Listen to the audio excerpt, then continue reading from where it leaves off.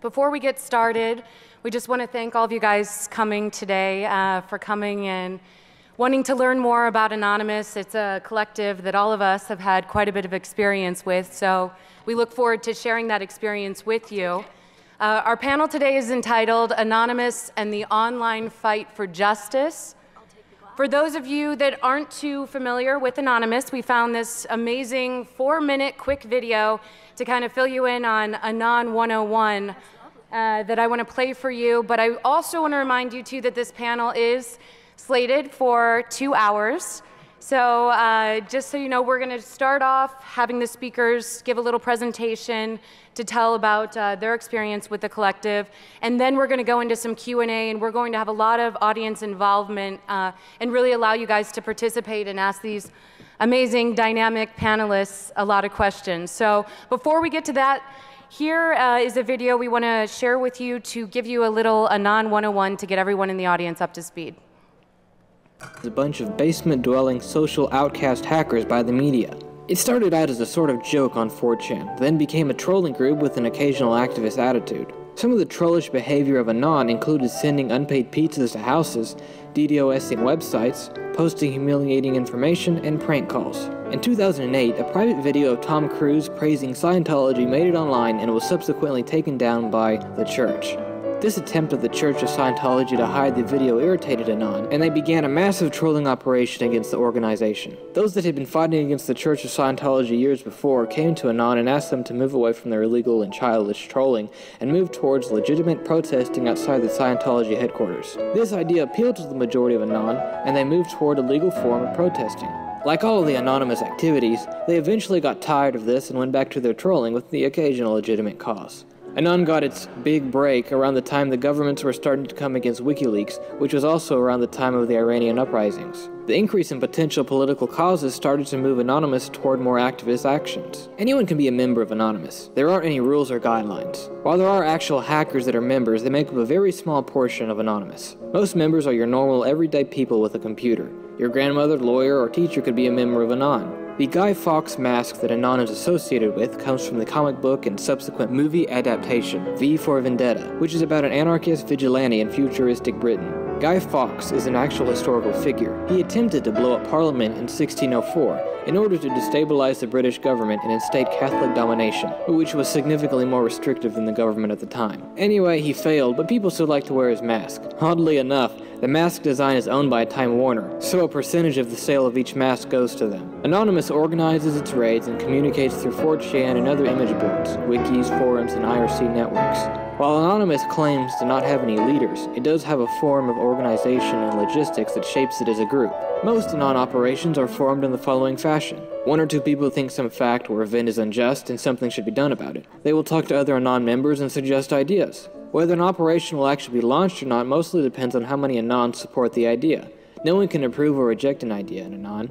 If enough people like the idea, they will support it. If not, it will be ignored and dropped. There isn't a specific number of people required for an operation. Operation HB Gary was tackled by about half a dozen people, whereas something like Operation Tunisia involves several hundred people. Anonymous has various methods of annoying its victims: distributed denial of service attacks, prank calls, spam emails, ordering numerous pizza deliveries to households, straight-up hacking, and more.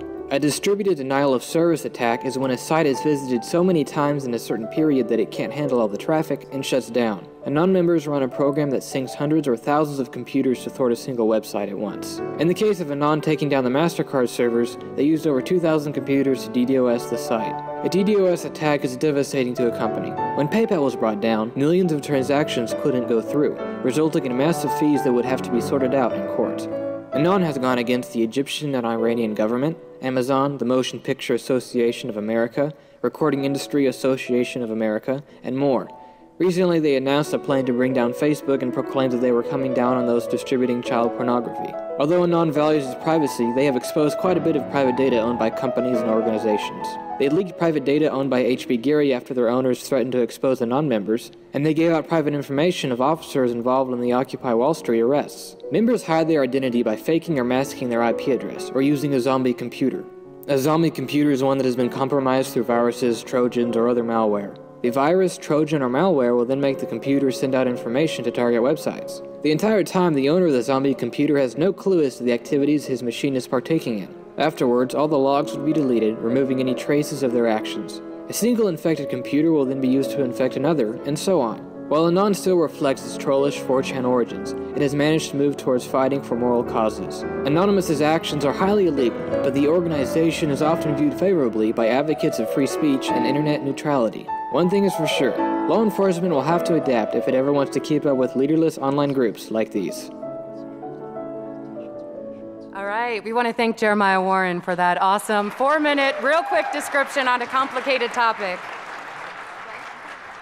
And you guys have to forgive me, I'm working on a Mac here, and it's been very hard to deal with. All right. So first of all, my name's Amber Lyon, and I'm an investigative journalist. I've reported quite extensively on Anonymous. And today we have these wonderful panelists. First of all, we have Biella Coleman. She is a professor of anthropology. We also have Grania O'Neill sitting next to her, Mercedes HAEFER, Jay LEIDERMAN, and Marcia HOFFMAN. And if you notice, we have 3 lawyers on this panel and quite a few females. So yeah, we're really representing here.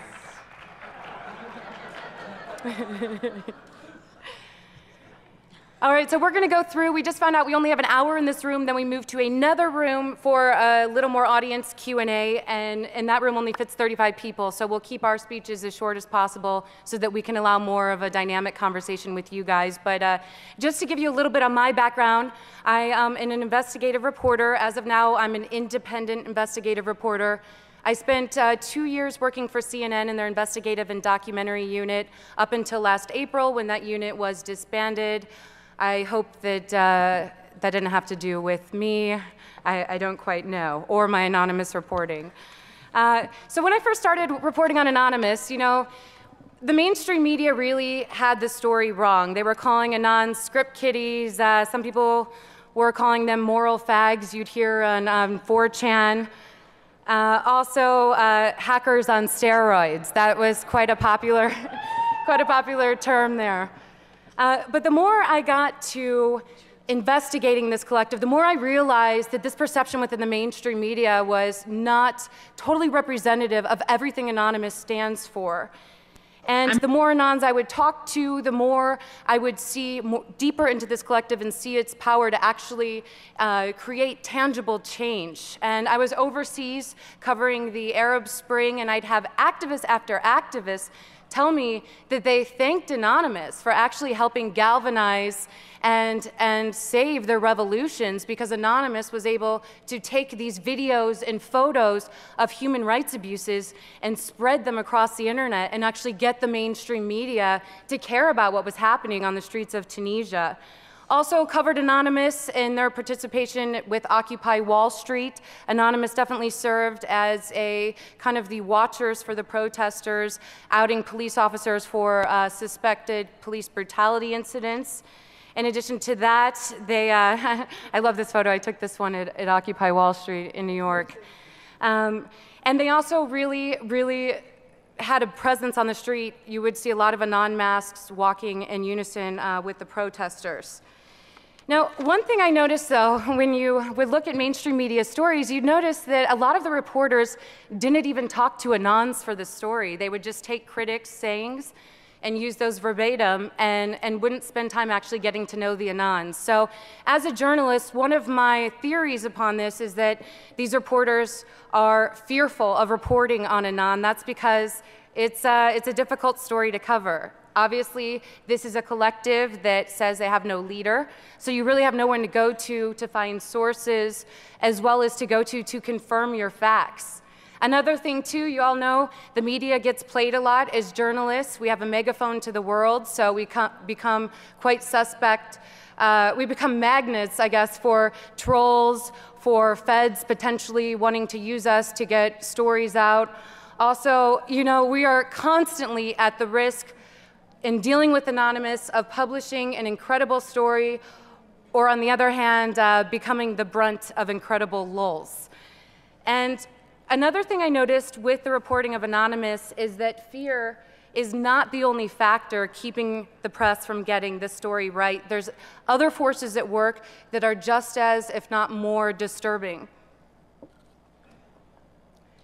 So this is something that I hope everyone, it's not talked about enough in journalism, and that's the fact that right now the Obama administration is waging a war, as many critics will call it, against journalists and whistleblowers, and I experienced this firsthand in different policies that were set in my reporting, especially in dealing with Anonymous.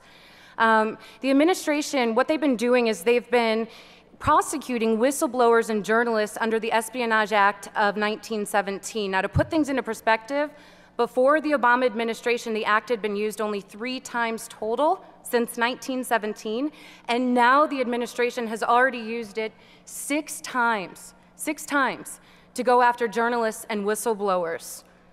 One of those journalists being a well-known New York Times reporter. Now, as an ethical journalist, I'm not going to give up my sources. I don't care. I'll go to jail. I will not reveal my sources. And that essentially has, thank you.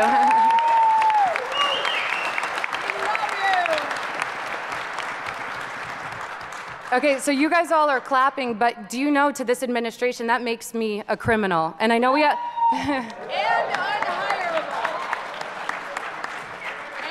And I know we have a lot of feds in this audience, so I'm going to tell you right now, I am a criminal in the eyes of this administration.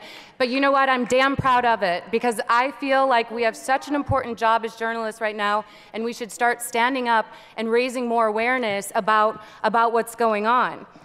So this is how this has affected anonymous reporting, is that the administration has shown major media corporations that they're not scared to go after what was once the sacred press.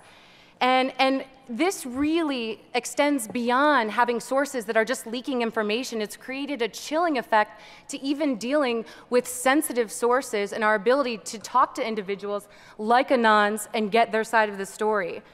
I was told by my superiors that I had to ask for permission to even communicate with Anonymous.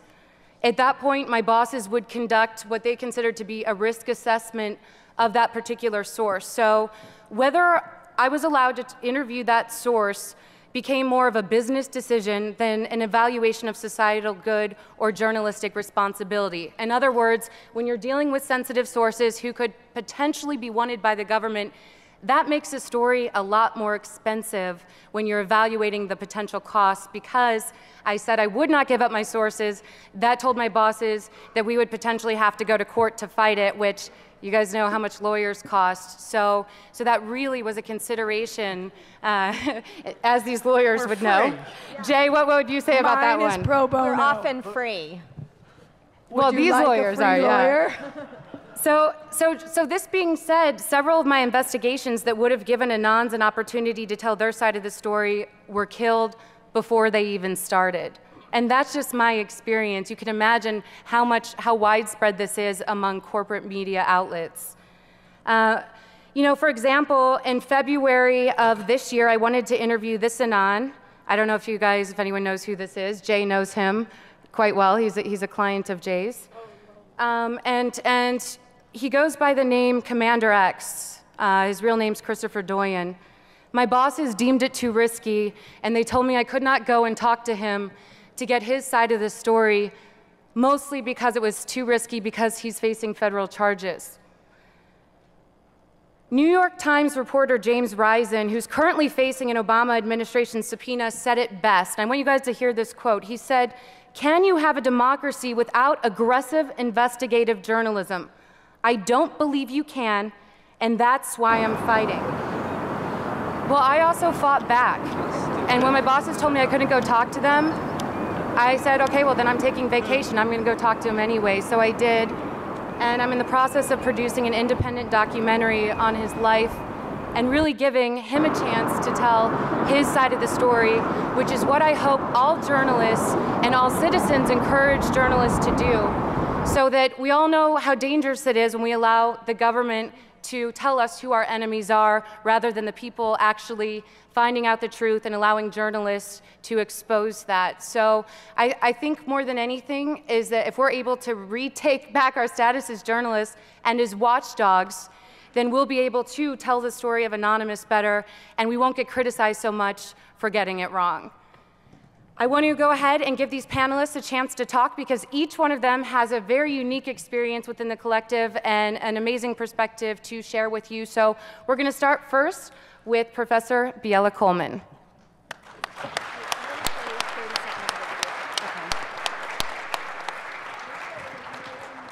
So hello everyone, I've been studying Anonymous for better or for worse for about 3 years now, and I'm going to start with one of my favorite old school Anonymous videos.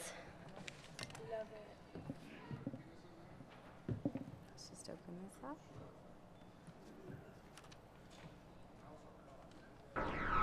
Dear Fox News, it has come to our unfortunate attention that both the name and nature of Anonymous has been ravaged, as if it were a whore in a back alley, and then placed on display for the public eye to behold.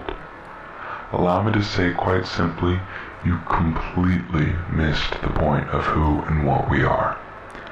Unfortunately for you, this is not some secret club where we gather in the clubhouse, swapping old porn magazines and Daddy's Everclear.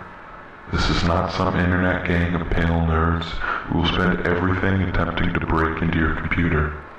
This is not some group of desperate and depraved individuals who are looking to ruin everyone else's lives because their own are pathetic. We're what you, deep down inside, want to do to your wife when she doesn't make you dinner when you come home. We're what you, deep down inside, want to be when you find your 14-year-old daughter sleeping with her 27-year-old boyfriend. We're what you, deep down inside, wish you could be when your wife cheats on you, when your son hates you, when your daughter leaves you, when the waiter spills wine on you, when your boss ridicules you. We're what you could never be. We are everyone and we are no one. We are Anonymous, we are Legion. We do not forgive, we do not forget. We are the face of chaos and the harbingers of judgment.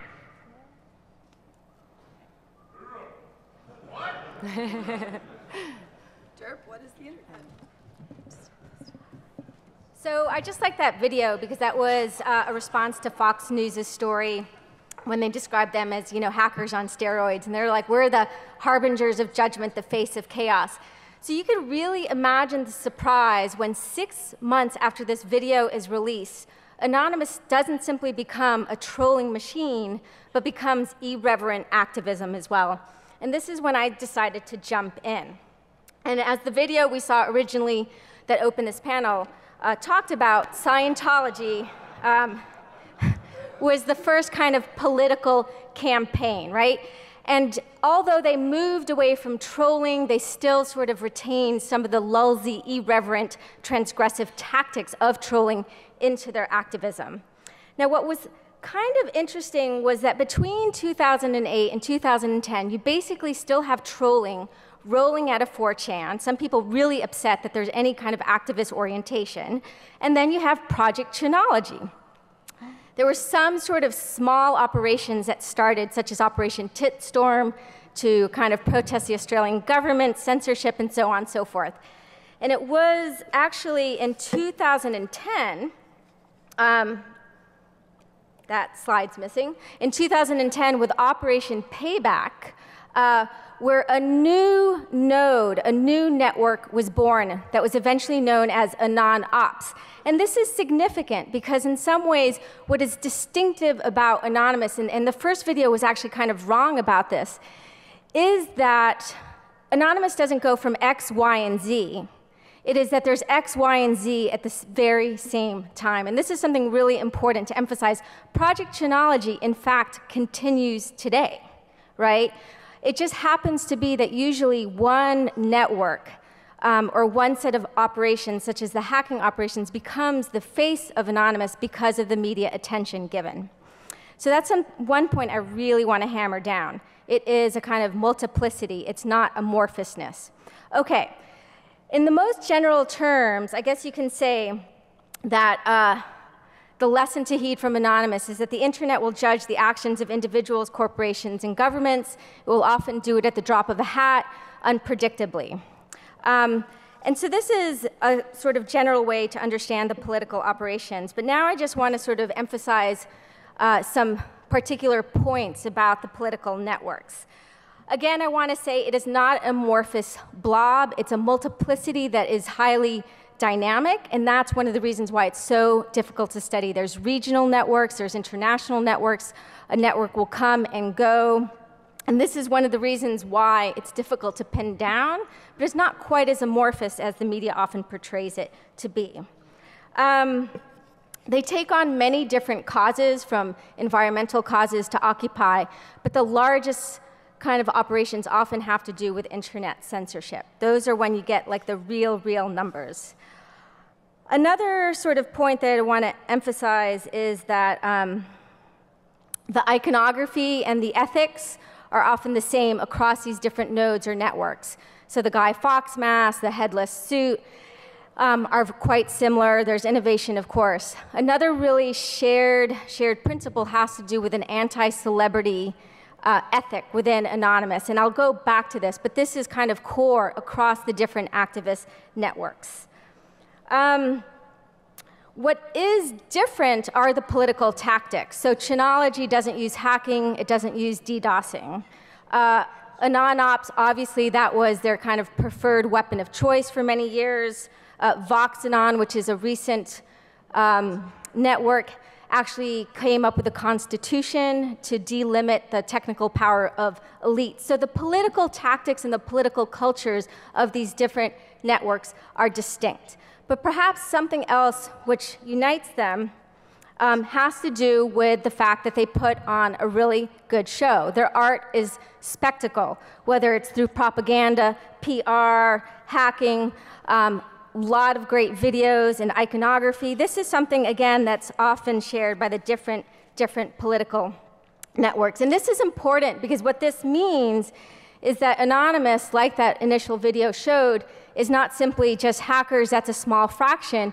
It actually allows a whole lot of people with different sorts of skills to kind of jump on board and participate. All it takes to become anonymous is to sort of self-identify. And obviously certain skills, whether they're technical skills or kind of digital skills with design and art, are quite handy. But obviously, LulzSec and AntiSec, two hacker groups who are really the same but rebranded in different ways, were quite important in the history of Anonymous. And I just want to finish with one point about them. So LulzSec, in some ways, is quite interesting because individuals involved were quite involved in AnonOps, but they were a kind of secret wing. They knew that it was good to kind of do their work under the radar. They didn't want to get the attention of the media, and also they knew that it was best not to call attention to themselves as individuals. Emboldened by the HB Gary hack, LulzSec broke away and went on its 50-day kind of crazy hack for the lulz. They retired and rebranded themselves as AntiSec, which became a bit more militant in its tone and language, right?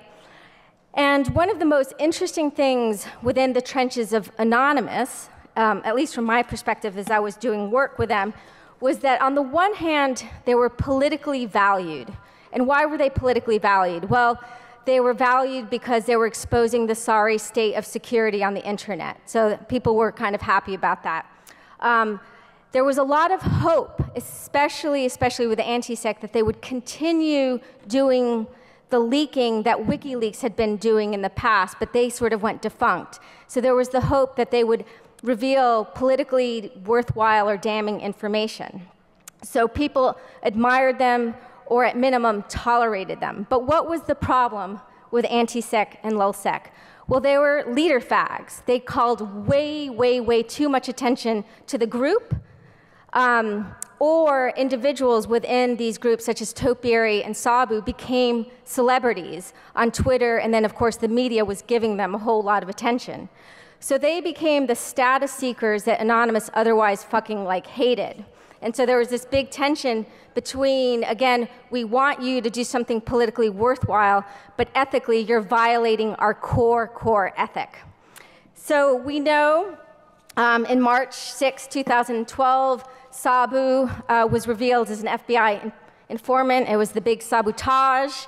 And since that time, you know, hacking still occurs within Anonymous. There have been some new hacker groups, but generally individuals within them have kind of stepped away from the limelight to not draw attention to themselves. I don't know what will happen next, but I just do think it's important to emphasize that Anonymous is a multiplicity where hacking is one weapon among many. And again, it's not quite an amorphous blob, but it is quite difficult to track of because it's kind of like a hydra with many, many different tentacles. So with that, I will pass it over to GRAINNE. Thank you.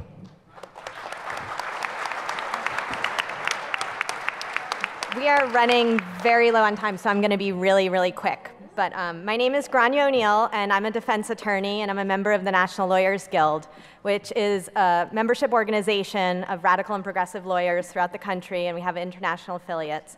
And when, in December, I was listening to the very exciting Operation Payback in a snowy apartment, I thought, wow, this is so awesome. And then midway through, I thought, shit, these kids are really going to need lawyers. And so the National Lawyers Guild, we got together and we decided to create ANONLG. And what we hope to do, and what we continue to hope to do, is to provide people with legal assistance at the moment when they're either followed or searched or approached or arrested. And so that you can call our hotline or approach us via Twitter or on our email and say, like, hey, we need a lawyer, I'm in Alaska. And we can kind of go through our NLG Rolodex and find radical lawyers in Alaska. So that's our goal. And kind of to bring in like how I'm thinking about Anonymous, I'm not an Anonymous expert like Biella, but how I think of it is as part of kind of a continuing thread of liberation movements. And people, you know, will say, no, but how can that be? They're unique and on the internet and lulzy. And if you look back through any movement, at the time, it was never as clearly defined as we define it today. So at the time, all movements start out rough, and then with hindsight, when they've achieved some of their goals, we can look back and say, oh, that movement was the civil rights movement, or that movement was the free speech movement. And so Anonymous is evolving and will continue to evolve, but it's important to not be overly critical, I think, of it, and to distance it from other liberation movements. So I wanted to say that, like Biella said, Anonymous is dichotomous, like it's good and bad all mixed together, and we often think about how can they be so good and how can they be so bad at once. And you know, the thing is that's the truth for all people. All people are good and bad at the same time, and that's dialectical, that's Freudian. You know, we learned this 100 years ago. It's not unique to Anonymous. But the law totally disagrees with my analysis here. Their mandate is keeping the status quo.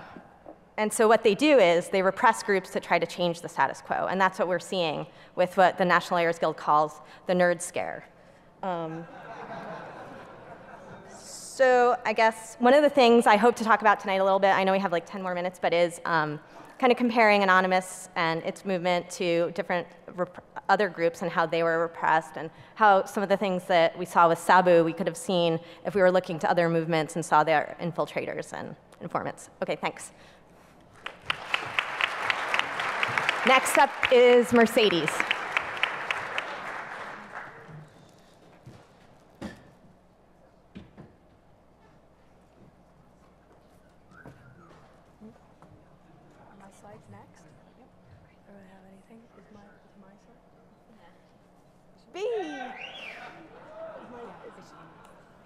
That's me. No, yeah. So my section is sort of over. We've been told not to talk too long because Biella had a really important section and it really needed the time. So my sort of area is over the difference in prosecution between like civil disobedience and online civil disobedience. So everything is online now, and when you protest that, that's a felony, but if you protest something offline, it's like $200 ticket and a night in jail. So that's an issue because you're sort of arresting all these really awesome, young, politically involved people that deserve to be parts of society, deserve more to be parts of society than anyone else, and you're sort of throwing them in jail for 15 years until they're 35. So that's my section, and I have another side. What was the other side? Is it? Ta-da! If you know what that is, congratulations. Welcome. And I think that's it. Oh, yeah, did I introduce myself? I've had a lot of shots. I am currently charged with conspiracy to denial of service, which I find really amusing because I want you to turn to the person next to you and punch them in the face. And very few of you are actually going to do that, but now I'm going to be charged with telling you to do it. All right, I'm done.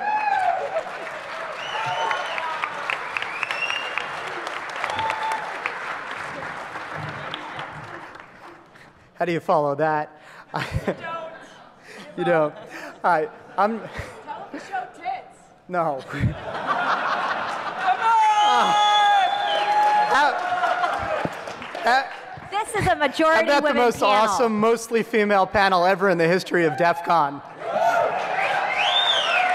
We had to have one man on it, or they wouldn't let us have it. So complain to DEFCON at the lack of tits. All right, so I'm happy to be the lack of tits here. My name is Jay LEIDERMAN, and I am a trial attorney. I practically live in court, and I do all manner of cases. And when I saw what was kind of going on politically, when I started following the news accounts, started getting on Twitter, I said exactly the same thing that GRAINNE said. I said, holy shit, someone's going to need a lawyer here, and someone's not going to be able to pay for it. So I took out my Twitter account and I tweeted at my 17 followers and I told them, hey, look, any hacktivist busted in my hood, righteous hacktivist busted in my hood, I will represent. So thankfully, one of my 17 followers was able to say, look, that's not how you do it, you know. Rewrote the tweets for me, sent it back, and I sent them out, and actually they seemed to make the rounds. And I had a whole lot of replies and a whole lot of emails, including one the next morning from that gentleman, Commander X. He was subsequently indicted for, of all things, a very small DDoS on the county of Santa Cruz in retaliation, supposedly, for protests over homelessness there, bad homeless laws. But that was sort of my entree into a larger world of kind of talking to Anons. I don't go into the IRC, but I am reasonably active on Twitter. I have slightly more than 17 followers now. You know, I sort of got adopted by a number of Anons as their attorney. Now, I'm not quite sure in my mind that I'm their attorney, but I'm sure they're sure in their mind that I'm their attorney. I don't recall anyone having ever paid me, but that's all right. We do this because it's interesting to us, because political, and because we think it's important.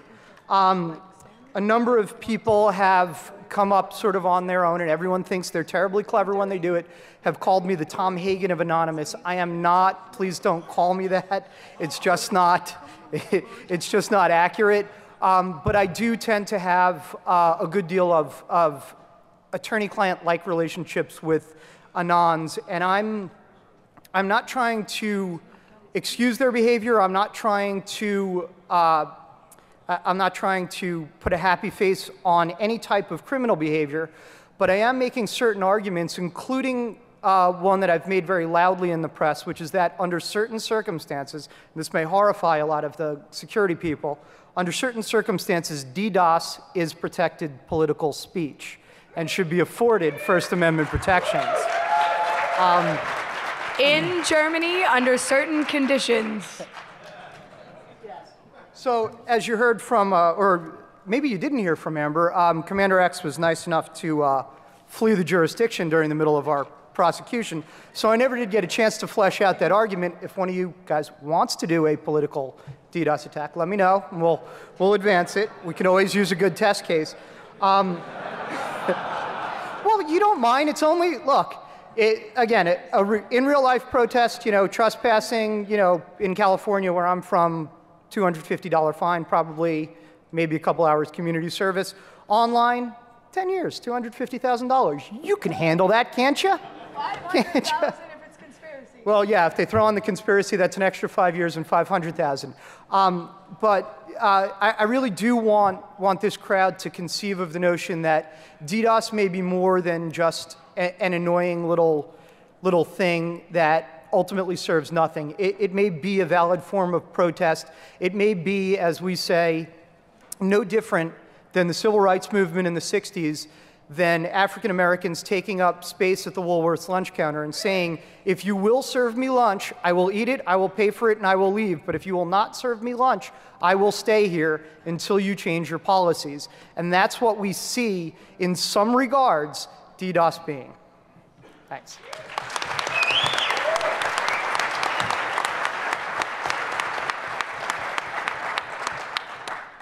Hello there. I'm Marcia HOFFMAN. I'm a senior staff attorney with the Electronic Frontier Foundation.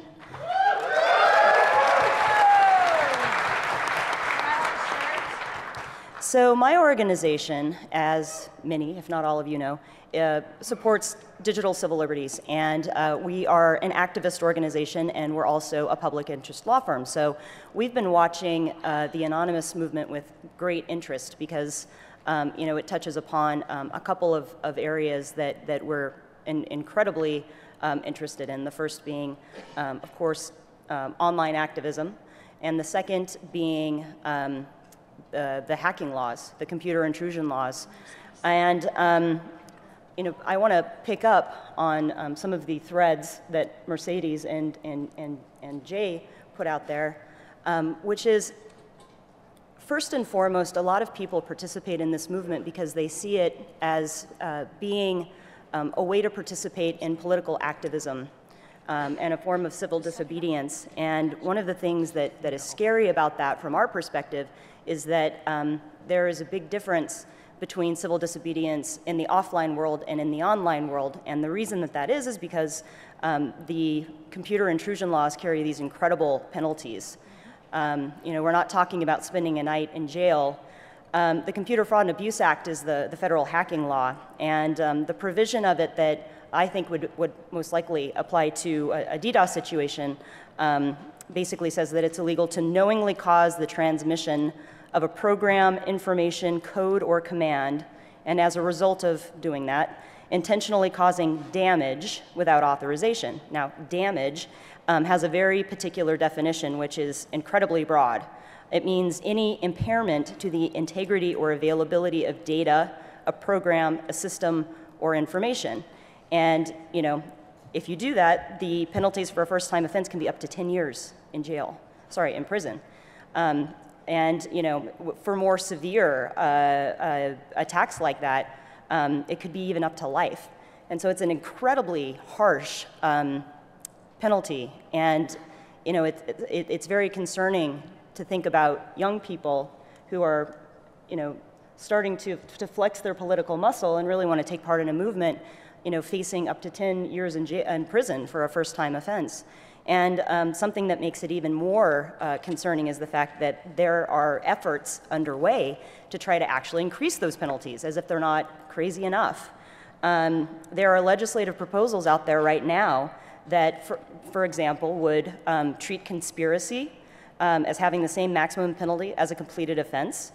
It would make the penalties for first-time offenses the same as the maximum penalties for repeat offenses, so that for a DDoS-type offense, first-time offense would be up to 20 years in prison. It would increase maximum penalties. And for the first time ever, it would add a mandatory minimum of 3 years in prison for hacking-related intrusions involving critical infrastructure computers.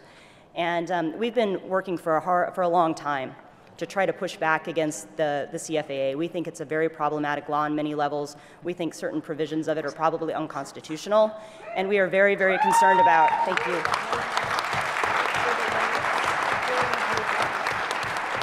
And we think that trying to actually enhance the penalties in this way is an incredibly counterproductive thing, and we'll be fighting back against that too. Thank you.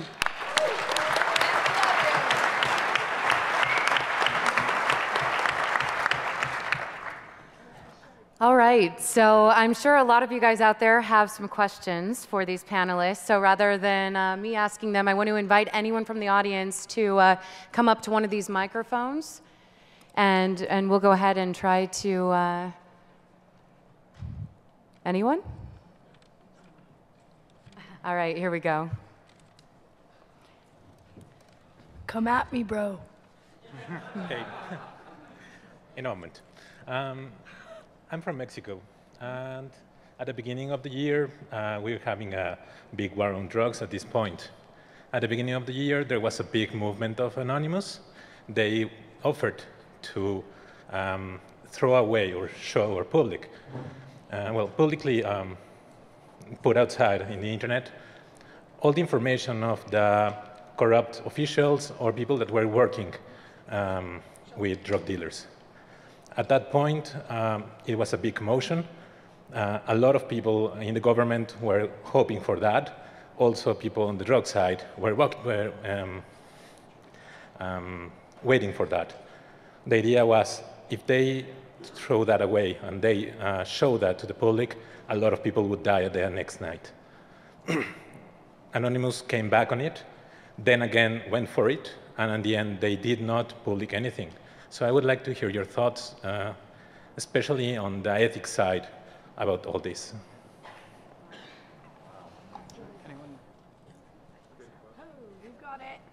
This is why we need wireless. Oh, wait, you have one. Cables suck.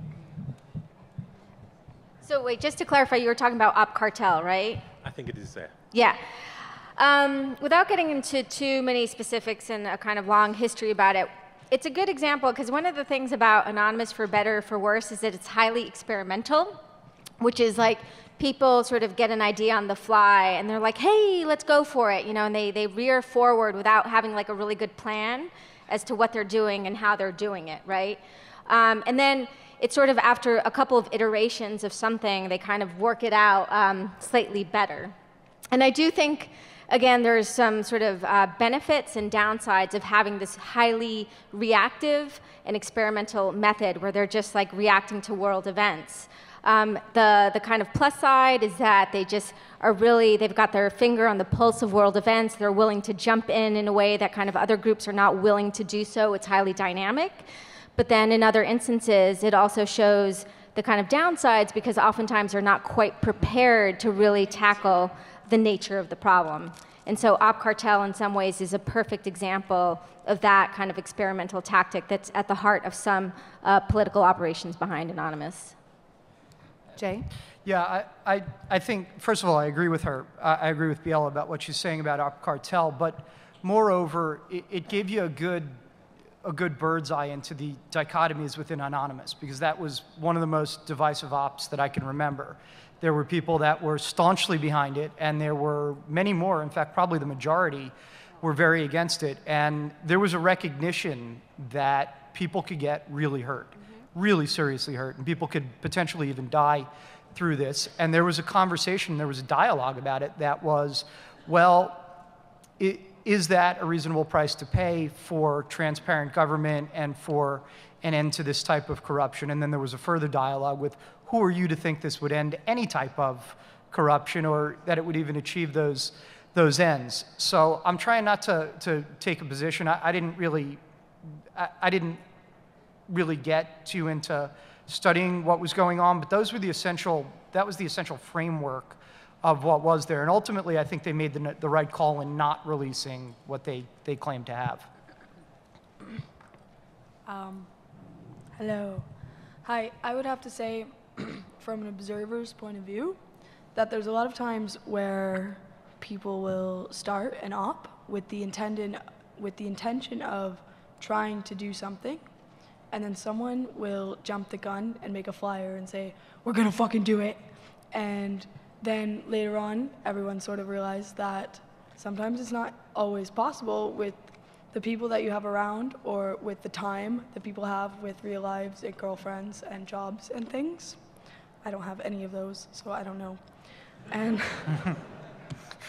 and so I would say that sometimes that because there's no leader, because there's no formal observation or guidelines, ethics, morals, regulation, that sometimes things don't always work out the way that the media thinks they're going to, or that even the people making like flyers or PR think they're going to. So people are shouting, we're gonna try and do it, and someone says, they're gonna fucking do it, and then it doesn't happen because it's not actually possible or feasible at that time. So a lot of things happen like that. So we're going to take down this, and it doesn't happen. So. All right, thank you for the great question. We'll. I love your shirt. Thank you. Kind of actually following up on that, with the way that Anonymous and other groups using hacktivism and the advent of the internet and the ability to spread information that way, you actually see that it behaves similarly to how the democratic process is meant to behave. My question is actually, do you believe that, one, that's actually a good way to do it and that we're moving in a positive direction with this, especially following up with what she said, where there are times when you say, hey, we're going to do this, and then it falls through, and obviously that brings down everyone's support and belief in the system.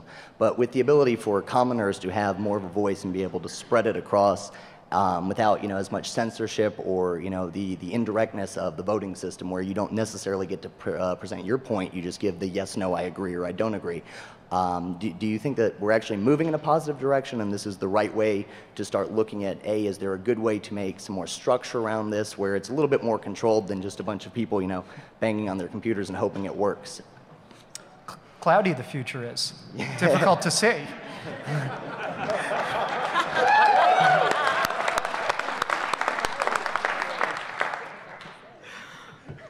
I'm sorry. That comment is actually really funny because I hung up a sign once at an Air Force base out in front of a warehouse that said, "These are not the drones you were looking for." Nice. But it wasn't vandalism because it was removable. Anyway, in response to your question, I think that there's a lot of things that go amiss in the democracy that we show in a lot of our governments, and that I think it's really nice and really beautiful to just have been able to observe this, not even organization, but just like a subculture that views everyone as equal, or even like skill-based. Like if you can do a flyer, you're the flyer guy, and you're that guy.